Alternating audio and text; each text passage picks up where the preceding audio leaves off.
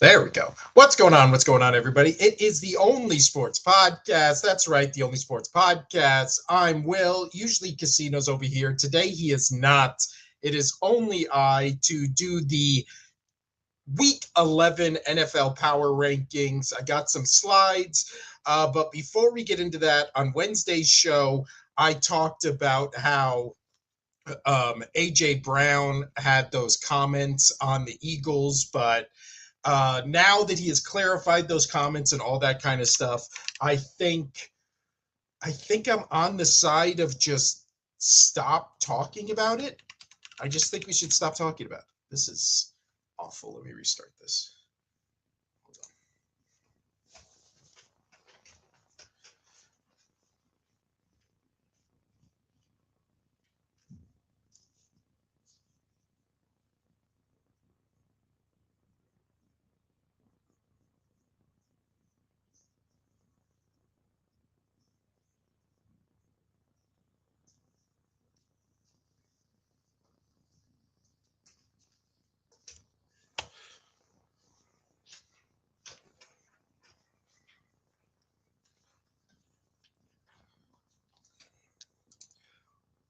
What's going on? What's going on, everybody? It is the Only Sports Podcast. That's right, the Only Sports Podcast. I'm Will. Usually Casino is here today, but he is not, because today we are doing NFL Power Rankings for Week 11. I've made slides for all the groups of it. At the end of it, we will be reviewing, or revealing, should I say, the newest Super Bowl bubble. So without further ado, let's get into the power ranking. I have Casinos here, but I also didn't put his on the slide because this is my power rankings, and then we can compare it to Casinos. First up, let's go to the bottom 6 teams. So the bottom 6 right here, you see in order, they are Titans at 32, Jets 31, Giants at 30, Raiders at 29, Browns at 28, and Saints at 27. So, I mean, really, I think we should start with the Jets on this one. Thursday night games are always weird, and last night's game was no exception. That game was weird. It was a typical Thursday night game, which is we have seen over the course of the Thursday night games, the really good teams just struggle, especially with divisional opponents. We obviously saw the Giants that are on this bottom 6 destroy the Eagles. We saw the Bills and Dolphins go in that shootout. We saw a 10-7 game a week ago between the Raiders and Broncos. So these Thursday night games, I don't think you can put as a merit for if a team is good or not. That's why we're doing this on a Friday. Win or lose, I don't think the Patriots would have been affected on my list just because of that Thursday game, unless they would have just got absolutely smoked by the Jets. And then you would have been like, oh, I don't know, maybe they're not as good as we think they are. But obviously they beat the Jets by 10 points last night. So let's talk about the Titans. You got to feel bad for Cam Ward.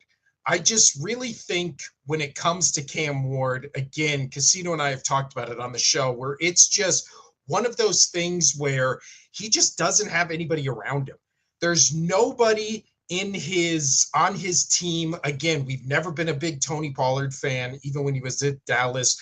When Zeke left and it was Tony Pollard's, time to shine in Dallas, I had no faith in him whatsoever, and that has continued for his entire career. So him being the lead back on your Titans team, I don't think is, a coup or any type of gives Cam Ward any type of out where it's like, well, at least they have a running game. Like, they don't have weapons. They don't have a running game. They don't have anything on that team. So defense worse than last year, because shockingly the Titans, even though they got the number 1 pick, had like the second best defense in the league by the time the season ended last year. This year, their defense is worse. Their offense is obviously the worst in the league. I believe they're scoring the least amount of points with just under 14. So they're averaging less than 2 touchdowns a game, which explains why they're a 1-2 team.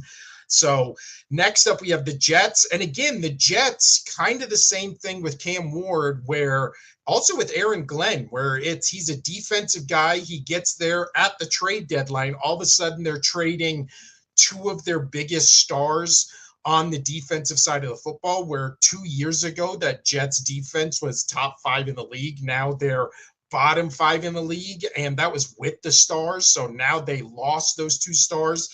They got that new wide receiver from the Colts that there's literally a compilation online from last night's game against the Patriots, where all that guy did was pretty much drop every pass that hit him right in the hand. So if you're the Jets, got to feel bad for Justin Fields, got to feel bad for Aaron Glenn. And that front office is just, again, one of the worst in sports, maybe one of the worst in sports histories. I don't know how you can just be that inept at your job and still just be like, oh yeah, maybe it's the coach or quarterback. Like, maybe that's our issue. And it's like, yeah, let's try a different combination of, the same issues we've been having forever and keep the same front office guy in ownership. And Woody Johnson's comments apparently weren't that motivating to Justin Fields, because it hasn't changed the fortunes at all. So what is it? Next up, we have the other New York team, which is the Giants. Much like the Jets, they have just lost everybody on their team. Unlike the Jets, they didn't trade them away. They just lost them to injury. Obviously, when there was Dart there and there was Scadaboo in that kind of month window where it was like, are the Giants good? Are the Giants this fun, young, energetic team to watch? And they were. They beat the Chargers. As I said, they killed my Eagles on that Thursday night game. And it was like, something's happening here. They obviously had lost Malik Neighbors earlier in the year, but then just bad luck struck, and then they fired Daboll, which, again, everybody was saying, oh, how can you fire Daboll? How can you fire Daboll? But he had 3 seasons in a row where he started the season 2-7. I don't like, again, we look around the league and we see teams just riddled with injuries. They're not all 2-7. Like, again, just never being able to find a way to kind of put a team around even your young star guys before Dart got there, Scadaboo got there. I don't know why Daboll was just this thing where it was like, why are we not just giving him another chance? And then it was like, how much of a leash do you want to give this guy? But whatever. Also, I'm a Daboll hater, so that might be bias on my part. Next up, let's go to the Las Vegas Raiders, currently where I live and have lived my whole life. Las Vegas, we finally got a football team, and that football team has not been good for, 25 plus years. Definitely have not been good in Vegas. This was supposed to be the year they turned it around with Pete Carroll, Geno Smith, Tom Brady, all that kind of stuff. And instead, what they do are just one of the most heavily turnover-based teams in the league in the negative. So they turn the ball over way more than they get the ball back. So that it has mostly to do with Geno Smith, their quarterback, who I believe still leads the league in interceptions, probably will lead the league in interceptions at the end of the season if they don't make a quarterback change. But Why would they? It's not like they have anybody else on their team who they could at least give a shot to. So Las Vegas Raiders, again, I had high hopes going into the season for Ashton Jeanty, and then nothing happened. So Raiders might be on this list of biggest disappointments for me personally. Next up, we have the Saints at number 27. The Saints, again, I just think Kellen Moore, as an Eagles fan, I would have wished he stayed with my team because that offense, again, is night and day difference from what they were last year. But this year, Saints, again, I like what they did with Ritter. I don't really understand why they sat him. He was clearly not the reason they were losing games and just made the quarterback change to what, Shao or however you say his name. But again, the offense for the Saints is 26. They traded away Shaheed. They just don't feel like they have, what is it, enough pieces on that team offensively or defensively to, kind of compete with even the Falcons in that division. It just feels like they are clearly the fourth team, clearly one of the bottom six. And then finally, the Browns. Who would have thought the Browns would be a bad team after, what is it, paying $250 million to a quarterback who doesn't play? Like, who could have seen that coming? And then not only that, but then trading away probably the best quarterback on your team to a division rival who then immediately goes there and is having, the Flacco renaissance, the Flacco resurgence on a bad Bengals team that even Burrow looked worse on. And then all of a sudden he's slinging it all over the field, not turning the ball over.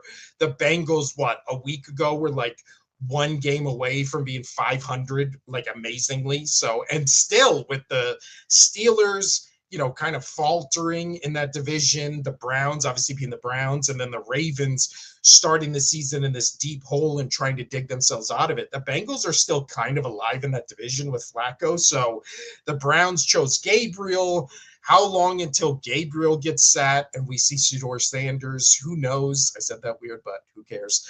But yeah, that right there is 32-27. Let's go to the next slide, which is 26-22. And that is in order. It is 26 Cardinals, 25 Commanders, 24 Dolphins, 23 Bengals, and 22 Falcons. So this, if we had names for each one of these slides, this would have been the one where you would have just said going into the season, like all these teams and all these fan bases just had high hopes, even when there was no reason to. Again, Casino and I, go follow us on TikTok, Only Sports Podcast on TikTok. We had TikToks at the beginning of the season previewing the season, and the amount of Dolphins fans and Cardinals fans who were like, not only is this our year, but like, we're going to be good this year. Not only are we going to be good this year, we're going to be like win our division good this year. And both Casino and I thought these teams would both be dumpster fires. Again, the entire offseason for the Miami Dolphins was just spent where other players on other teams were talking about how insane it was when they would do joint practices or those preseason games, where they all practice or scrimmage against each other. Other teams were coming out saying how dysfunctional the Dolphins practices were, knowing full well they would most likely have to see that same team during the season. Didn't care. That's how bad it got. So when it comes to all the media reports, sometimes half the time that shit's true. Like, it just is. So the truth of just the Dolphins being a dumpster fire was true. The truth of the Cardinals having a bad coach and a bad coaching staff, also true. As an Eagles fan, again, every Eagles fan I know was excited when we got rid of Gannon. So all of a sudden, all the Cardinals fans in the offseason were telling me, oh, you're just, a bitter old Eagles fan who didn't like this coach and are sad we got him. Like, no, nobody liked Gannon in Philadelphia. Nobody thought he was a good defensive coordinator. I still to this day think he was the biggest sole reason the Eagles lost that first Super Bowl to the Chiefs. So the Cardinals getting him as a head coach, it was kind of one of those things where it was like, why why would I ever want that guy to be the coach of my team on the defensive front, let alone the head coach? And then obviously Kyler Murray's out, but Jacoby Brissett's came in and actually done better. And then really the Commanders, it's been all injuries, right? With Jaden Daniels, their defense is older. They've lost Debo and Terry McLaurin most of the season, right? So with the Commanders, again, you can say last year was a fluke, and it probably was, because looking back, there's no way that team was good enough to warrant them being in the NFC Championship game. But to fall that far from NFC Championship to bottom of their division, I don't think is, neither of those two extremes are probably what this team is at its core, which is this core is a borderline fringe fighting for a playoff spot. But because of injuries, they're kind of just going to finish, hopefully with a good draft pick, so the oldest team in the league can get a little bit younger. Bengals, again, everybody knew what the issue was in the Bengals offseason. Even the players would talk about it, which was, oh yeah, their defense and offensive line are bad.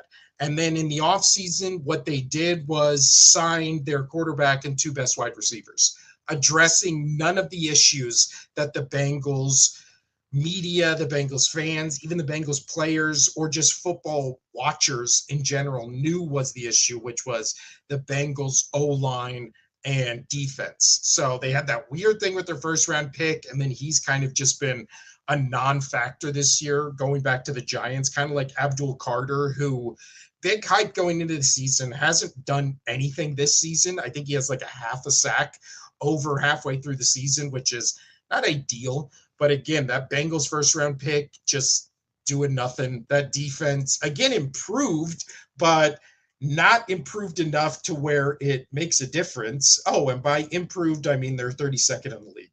So they were actually better, and they're getting progressively worse as the season goes on. So that's what you love to see.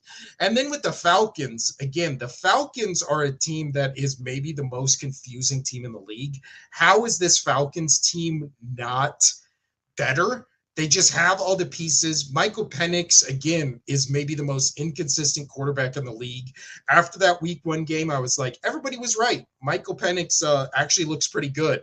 And then since then, all he's done is just prove that thought wrong, which is just like, oh, no, he's actually bad. And that first game was the outlier, not what he consistently is going to be.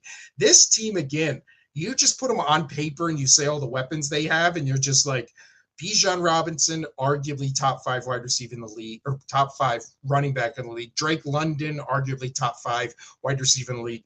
Kyle Pitts, again, hype alone should have been a top 5 tight end in this league, but he's having a, I guess, decent season for a season, or for a weak tight end season, but that's just my fantasy brain talking right there. And then after the Falcons, I do, again, really like their defense. Falcons top 10 defense in the league. Only allowed 19 touchdowns, which is 4 more than the Broncos, who currently have allowed the lowest amount of touchdowns this season on defense. So Falcons defense is good. If they could just figure out their quarterback on offense for maybe next year, I don't know. The Falcons, again, should be more formidable than they actually are.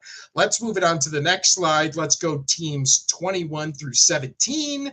And we have in order at 21, Vikings, 20 Texans, 19 Cowboys, 18 Panthers, and then 17 Jaguars. So with this, again, Vikings, how many bites of the apple at the quarterback apple did they have before they finally settled on J.J. McCarthy? And then he got hurt. There was weird stuff out there where they apparently kept him out longer than they were supposed to, or that he wanted to. I don't know. That was all weird. And instead went with Carson Wentz. We all saw how that happened. Carson Wentz, just Carson Wentz. And now the Vikings are last in that division, when, remember, last year they were a 14-win team.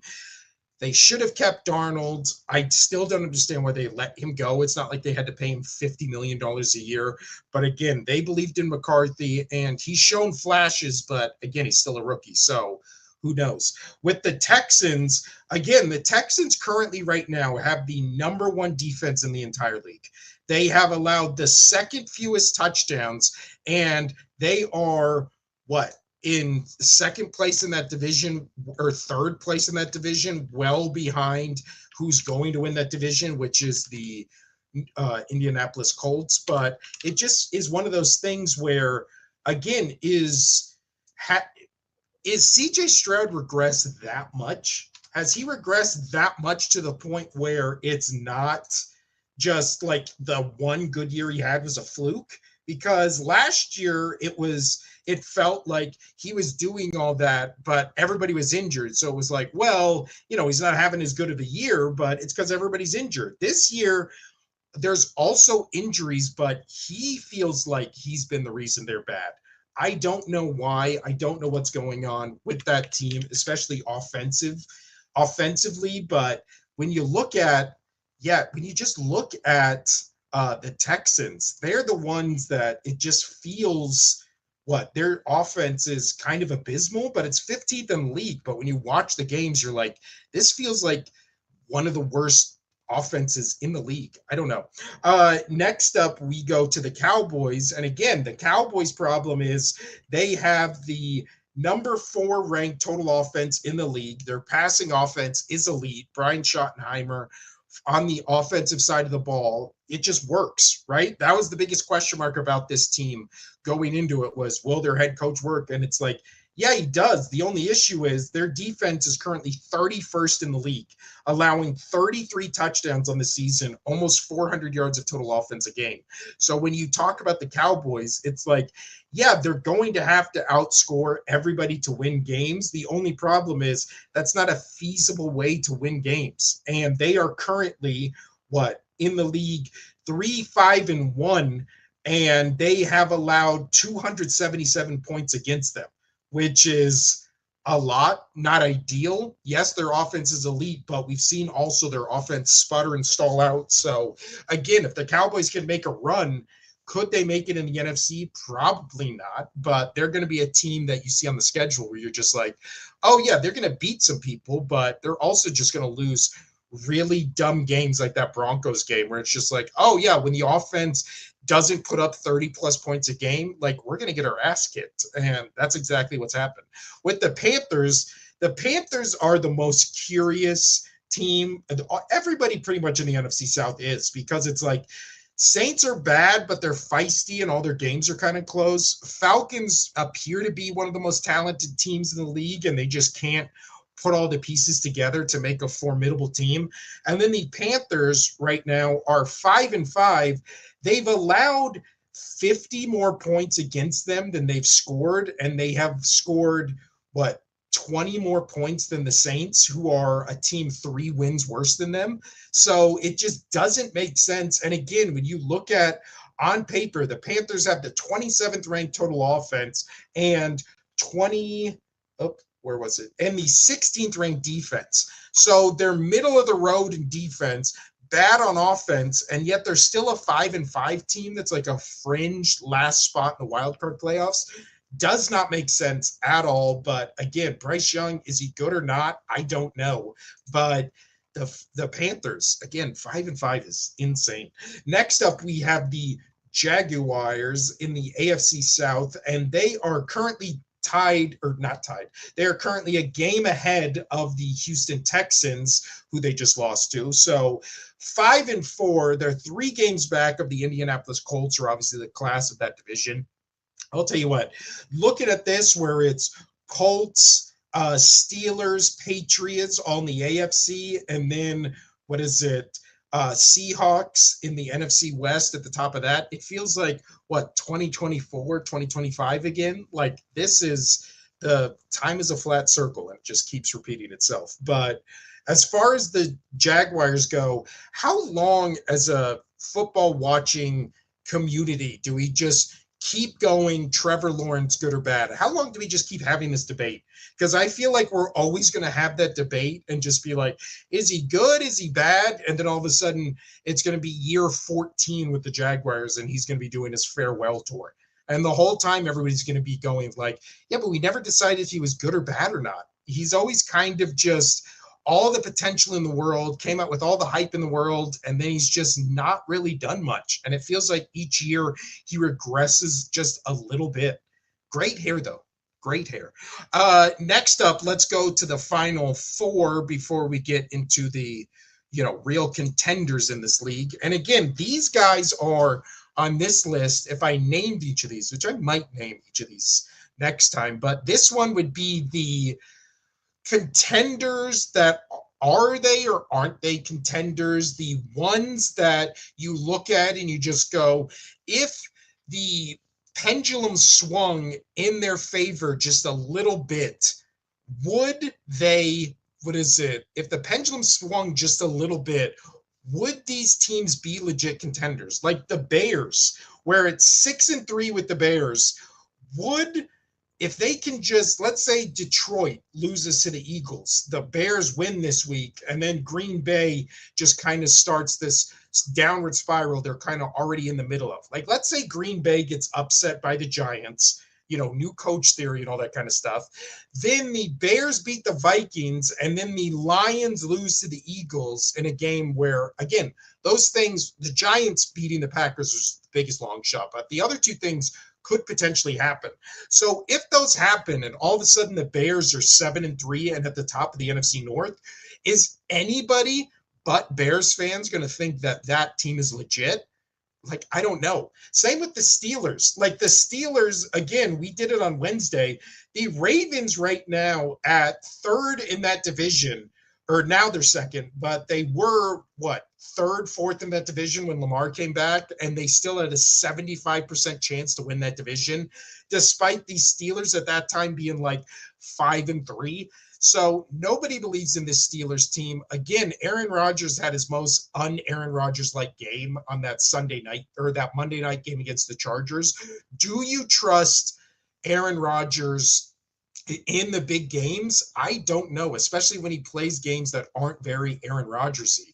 And that defense is bad for the Steelers. Again, the hallmark of these Steelers teams, especially in the Mike Tomlin era, has always been lights out defense. They're 28th in the league in total defense. They're a bottom 5 defense. So again, when they have to play Lamar Jackson, are they going to be able to contain him or hold that Ravens team to under 30 points? Are they themselves going to be able to do shootouts like they did in week 1 against the Jets?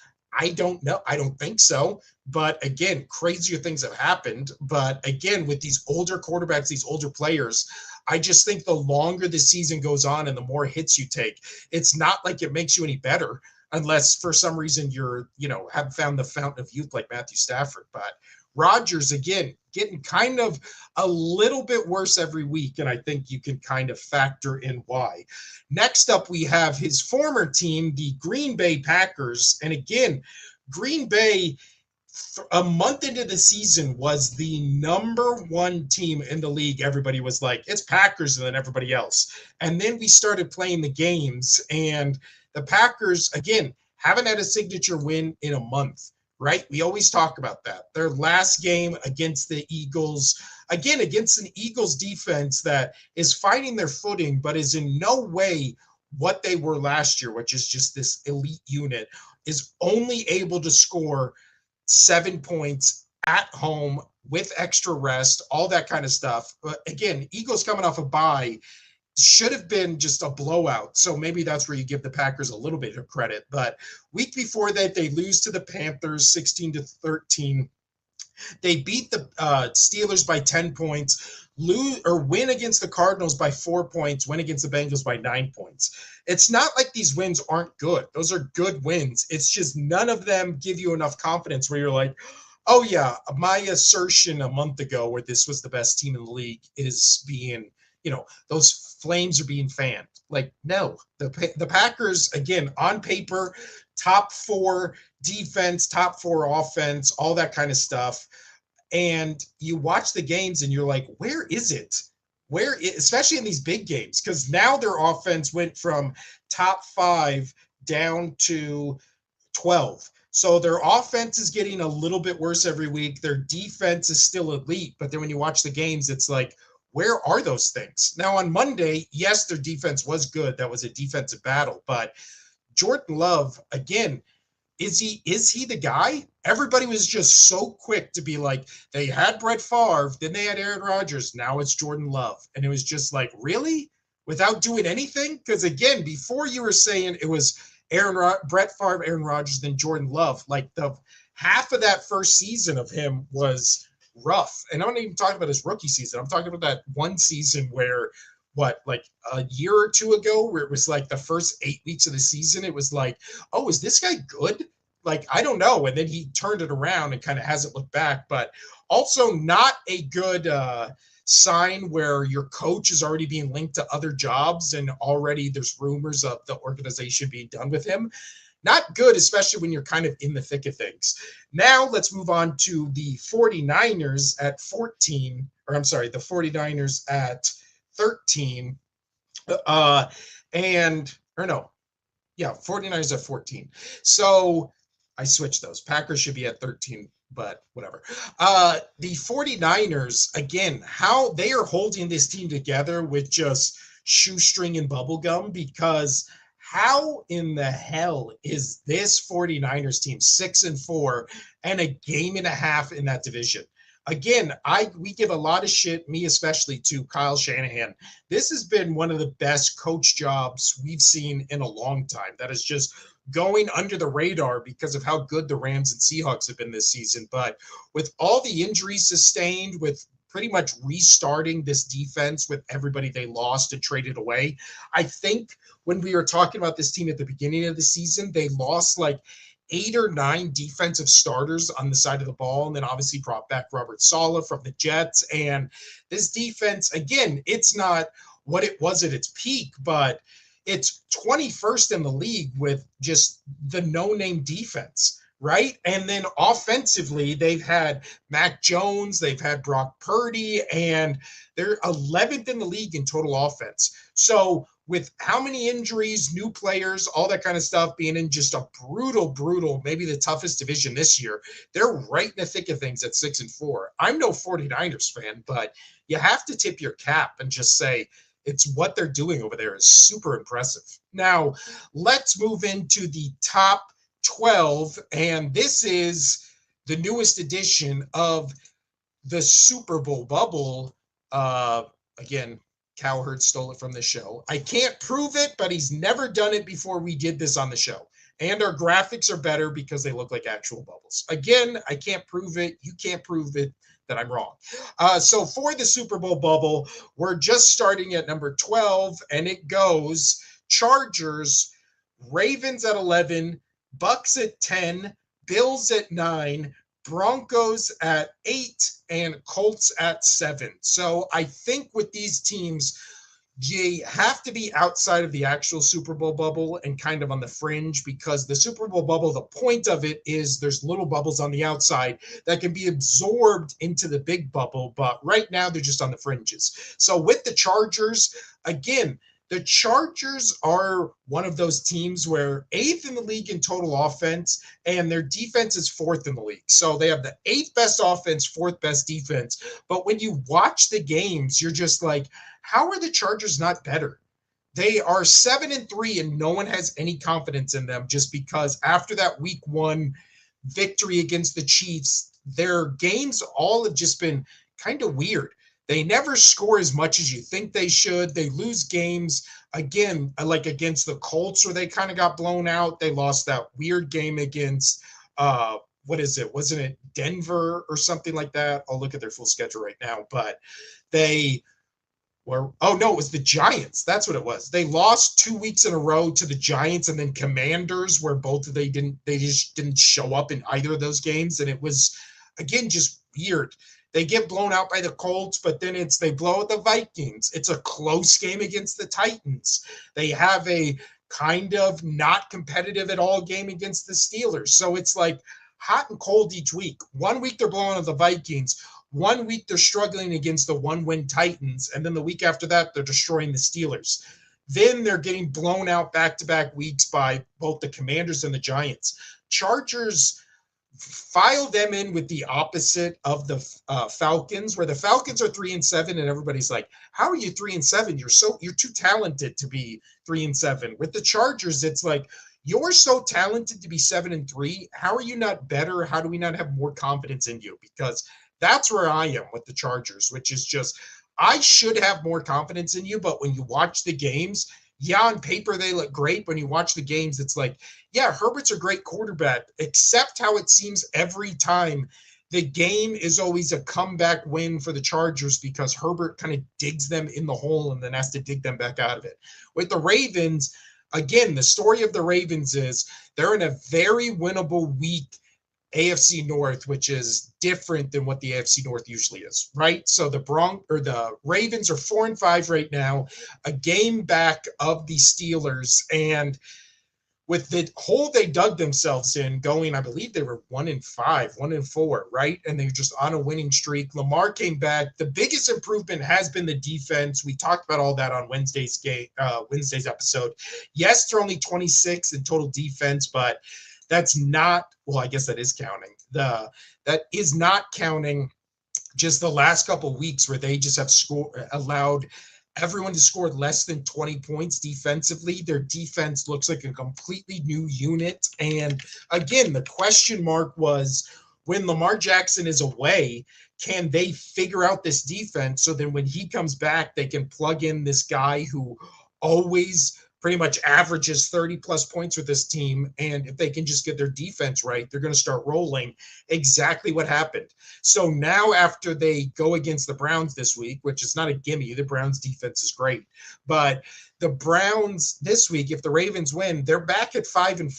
Steelers again are against a game against Cincinnati. That's not a gimme win with what Joe Flacco's doing over there. So after this week, the Ravens could very well be at the top of their division, where I think we talked about it. They have like 5 remaining divisional games, 5 or 6. So Ravens, again, sleeper team that Casino and I both picked to go to the Super Bowl. It could happen if they just keep rolling. Next up, the Buccaneers. And again, the Bucs, the real issue with them has been injuries pretty much on both sides of the ball, but then also they're 20th in the league in total defense. So they're getting back a bunch of pieces on the offensive side of the ball, and Baker Mayfield has been great. But again, their defense or their offense is 17th, their defense is 20th. So they're playing, their record does not indicate what they kind of are on paper, which is just like a pretty average team that's just getting insane quarterback play out of Baker Mayfield. So when they start getting guys back, I expect that offense to be better, but Mike Evans is out. They're going to get Chris Godwin and Bucky Irving back. They're going to get some guys back on the defense. But again, I think they were kind of the flavor of the month a month ago, and it's kind of just cooled off. Next up, the Bills. The Bills are a weird one because, again, that Kansas City game, they should have won by 3 touchdowns, and instead they kind of gave Kansas City a chance at the end to win it, where it was like, how? And then they get blown out by the Dolphins. Josh Allen is turning the ball over at alarming rates the past couple weeks. So it's just, when James Cook doesn't have over 100 yards a game, they lose. So again, the whole thing with Buffalo was, we want to build a team around Josh Allen where he doesn't have to be Superman every game to win it. They've done it, and now he's kind of turning into Clark Kent, where every week he's fumbling the ball in a quarterback sneak, aka a tush push, which they run more than anybody. He's throwing interceptions. He's just, something's up with the Bills. It just does not look right. Broncos defensively, 3rd in the league in total defense. Offensively, they're 13th in the league in total offense, and that has a lot to do with J.K. Dobbins, who is doing great this season, but also Bo Nix plays better from when he's behind, but he overthrows. Maybe he throws the worst deep ball in the league, maybe the most inaccurate deep ball in the league. His just arm is too big. He always overshoots everybody. And then, again, they're in a division with the Chiefs and the Chargers, so it's not like they're kind of hanging on for dear life in that division lead with the Chargers. And KC right on their tail. So at 8-2, yes, it's impressive. Yes, I love their defense, but offensively, I don't know if they can hang with either the Chiefs or Chargers on any given Sunday. As speaking of offense, the Colts have still the number one offense in the league, averaging almost 400 yards at offense, 38 total touchdowns this year, which is really impressive. Their defense is nothing to write home about, 17th in the league, but kind of right where you need to be to make a run, right? Just like a middle of the road offense or defense, and then a really elite one side or the other. When it comes to the Colts, again, 8-2 in their division.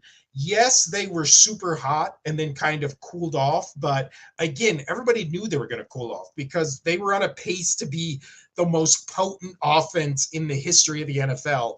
And I don't think anybody who even was on the Colts bandwagon was like, oh, yeah, this is definitely the best offense in NFL history, led by Daniel Jones. And that's coming from a podcast that have praised Daniel Jones as being an actual good quarterback. So, yeah, the Colts, again, Jonathan Taylor, the most likely player to win MVP, who's not a quarterback, but he won't because only quarterbacks ever win that award. But he's having an amazing season. He might break the single season rushing record at this pace, or maybe even the touchdown record set by LT. So we will see. But as far as Colts go, were red hot and they've kind of cooled down a little. Now we go to the actual Super Bowl bubble, which is the remaining 6 teams all in here right now. We have at number 6, the Chiefs, at number 5, the Lions, at number 4, the Seahawks, at number 3, the Rams, at number 2, the Patriots, and number 1,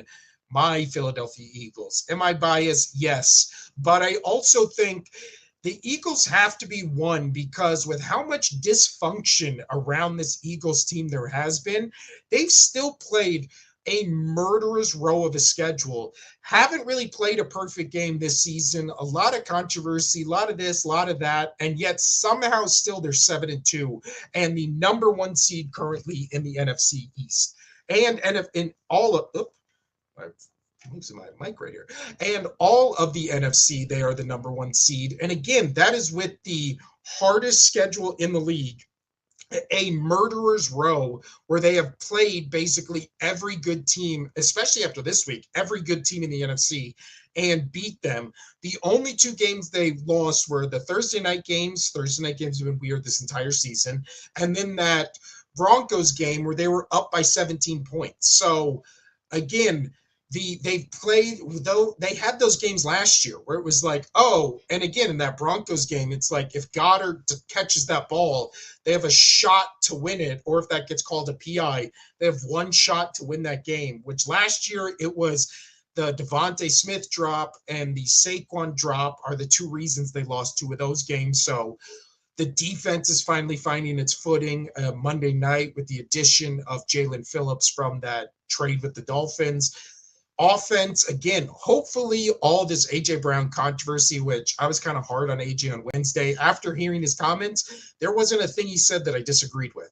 So I'm Team Eagles. And again, I don't like when players kind of go against the team I root for, especially when they're on the team. But I agreed with everything A.J. Brown said. So I am an A.J. Brown fan. I'm an Eagles fan first, but I support everything A.J. Brown said. And he was right. He was right to feel that way, to say those things. Nothing he said was wrong. So, again, and I agree with this point where he said, well, when I said nothing, you like the media took it and ran with it. So if I say something now, you're going to take it and run with it. Like, what does it matter? Like, yeah, it is true. He didn't really say anything except when he went on the stream and said everything. But, he was joking with his friends, whatever.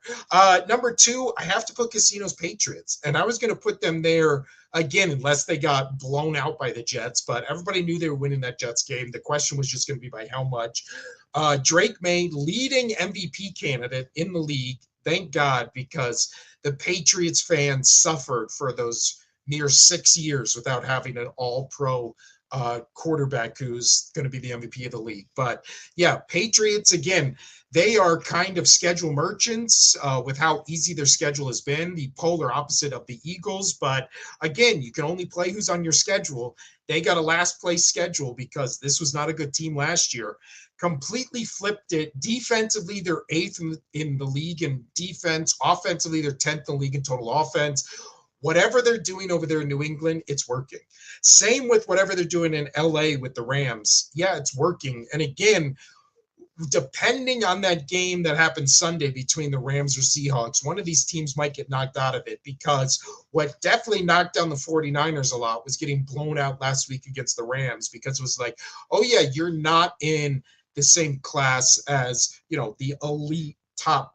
Well, right here we have 6. So that elite top 6, that's how I kind of feel about the Seahawks, where it's just the Rams, Stafford's doing something that's never been done before. I believe it'll be a record if he throws for 3 or 4 touchdowns in this game and no interceptions. It'll be the first time in NFL history a quarterback's ever done that. So he is having an historic season. He would probably be my pick for MVP right now, just because I think they've played a harder schedule than what the Patriots have played. But I think it's neck and neck between those two right now.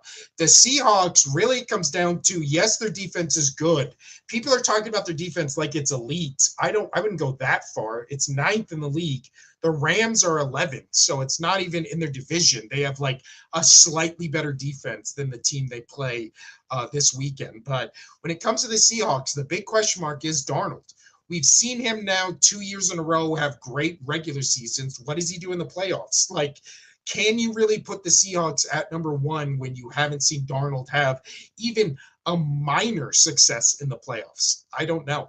But again, their defense is good. I like their weapons. Jackson Smith and Jigba is probably the second player outside of Jonathan Taylor who's not a quarterback who would legitimately be in the MVP conversation. So yeah, there we go. And then last but not least, we have the Lions and Chiefs. So Lions, again, it made me feel better that for the Eagles game, obviously it's an Eagles fan, that Dan Campbell is calling the plays for the Lions now, 2 games in a row. Like, that made me actually feel better about our chances against the Lions, because I was like, is Dan Campbell really that great of an offensive coordinator? I don't know. Like last game, yeah, they won in a blowout against the Commanders, but again, the Commanders are a bottom 8 team in this league right now. I think that's where I had them, bottom 8. Everybody's injured on that one. They lost to the Vikings. They've lost to the Chiefs in blowout fashion. Then they blew out the Bucks. So again, Goff is having an amazing season, 20 touchdowns, 3 interceptions, but their defense, 4th in the league in total sacks, 6th most in yards per game for the offense. So Lions, everybody was like, they've lost Aaron Glenn, they lost Ben Johnson. Are they going to be able to keep firing on the same cylinders? And it's, yeah, they have been. The Lions look great. They are currently 6-3 going into Philadelphia on Sunday Night Football, which I believe they're favored in that game, or probably should be. They look better on paper. I'm picking them in reverse jinx, obviously. But yeah, they appear healthy. They look better than they have, especially at the end of last year, where everybody was just dropping like flies. So again, Lions, that Super Bowl window, it closes a little bit every year. So you maybe got 3 years before you have to blow this thing up, and you would hope that they can get, football fans everywhere, I feel like, always root for the lovable losers of the Lions, the Browns, the Jets, just to do something. And the Lions doing something for years has been fun. And then Kansas City, I compared it to the slow steamroller in the Austin Powers movies, because they're inevitable. What can you say about the Chiefs? Their defense is not as good as it's been in the past. Their offense is not as good as it's been in the past. And yet still somehow their offense is 7th in the league. Their defense is 6th. So again, the Chiefs, they never look good on paper. You're never watching the game being like, the Chiefs are clearly the best team in the league. They just win the games. Kind of same with the Eagles. The Chiefs and the Eagles are the annoying watchers of The people who watch football are annoyed by these two teams the most because you watch these games, they're never really fun or exciting. They're never put on a light show like some of these other teams in the top 12 can, where they're blowing teams out. They kind of just win games, lose close ones, and then are just always in the playoffs, always in the Super Bowls. And that's what we have. So there you have it. That was the NFL Power Rankings for Week 11. The top six again in the Super Bowl bubble: one Eagles, two Patriots, three Rams, four Seahawks, five Lions, six Chiefs. And again, a lot of teams in the top 12 on this list all play each other this week. So stay tuned next Friday for our power rankings that I'm sure will shift drastically based on this weekend and how all these teams play each other. So besides that, Casino and I will be back Monday with the Only Sports Podcast, where him and I will be recapping the sports weekend. Go follow us on TikTok to see all our shorts and who we're picking in all the games for this weekend. Other than that, like and subscribe on YouTube and go follow us or download us wherever you get your podcast. I'm Will of the Only Sports Podcast, and you have a great night. I got to do the outro. Have a great night. Have a great weekend. We'll see you Monday.